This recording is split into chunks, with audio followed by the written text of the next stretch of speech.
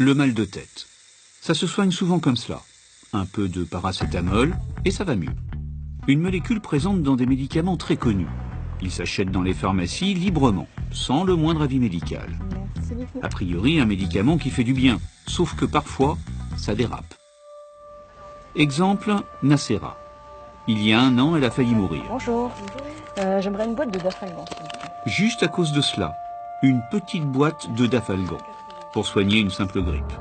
Elle enchaîne alors les pilules, sans se méfier, et elle a tort. Au début du mois de janvier, j'ai eu une greffe du foie à cause du paracétamol. Ça m'a énormément surprise, je ne pensais pas que ça m'amènerait là. Résultat, 1 mois de coma, et pire encore, une greffe hépatique. Pourtant, pour soigner ses migraines, Nacera a longtemps respecté la notice. Pas plus de 1 gramme toutes les 6 heures. Et puis un jour... Je me suis rendu compte qu'à un moment, en fait, les doses indiquées ne me suffisaient pas. Donc j'ai commencé à en prendre 1 en plus, 2 en plus, de comprimés. Jusqu'à 6-8 par jour.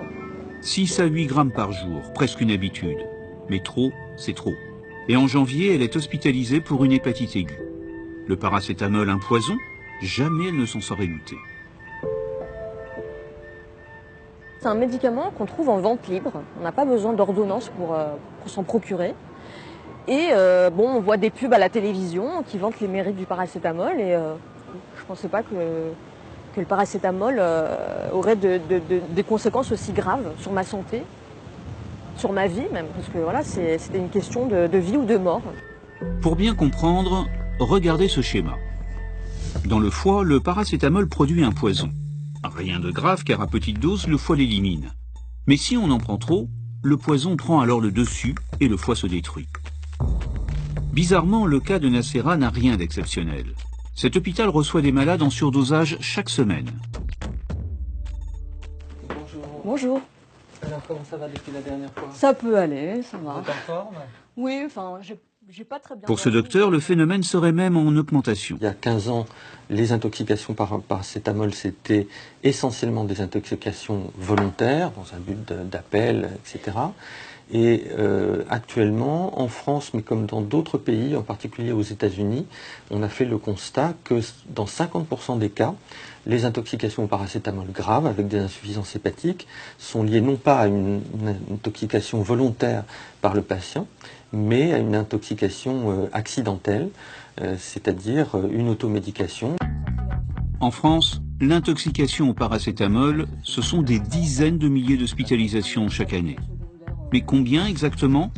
En fait, on n'en sait rien. Il n'existe aucune étude. Le paracétamol fait tellement partie de nos habitudes que personne ne s'y intéresse. Même les chercheurs l'ont peu étudié. Il y a eu jusqu'ici très peu de recherches parce que le paracétamol a la réputation, et la juste réputation, d'avoir certains des avantages de l'aspirine sans en avoir les inconvénients. Et donc progressivement, par glissement progressif, le paracétamol souvent n'est même plus considéré comme un vrai médicament. Et de ce fait, l'intérêt qu'il a suscité en termes de recherche sur le mécanisme d'action, comment cette molécule agit-elle, a été très embryonnaire et reste très peu développé. Incroyable mais vrai. Le paracétamol, on en prend presque tous les jours, mais on ne sait pas véritablement comment ça marche. Efferalgantab, 1 gramme. Nouveau comprimé antidouleur. Alors on nous prévient, l'air de rien, à travers les publicités. Médicament contenant du paracétamol, réservé à l'adulte et à l'enfant de plus de 50 kg. Lire attentivement la notice. Mais la notice, pas grand monde n'y prête attention. Alors, pour tenter de sensibiliser les malades, il existe cette brochure. La seule, en fait, imprimée en 2008. Un surdosage en paracétamol peut endommager le foie de manière irréversible. Selon la réglementation, cette brochure devrait être distribuée dans les officines. Et visiblement, ce n'est pas le cas. Bonjour. Et je voulais savoir si c'était un fascicule que vous avez déjà vu. Non, du tout. Est-ce que ce document vous dit quelque chose? Est-ce que vous l'avez déjà eu dans votre pharmacie? Pas du tout. Et qu'est-ce que vous en pensez? Je pense que si vous l'avez eu et que je ne l'ai pas eu, c'est qu'il y a un problème déjà. Ah non, j'ai jamais vu cette brochure, c'est la première fois que vous me la montrez. Décidément, l'info a du mal à passer. Visiblement, personne ne croit possible de changer nos habitudes.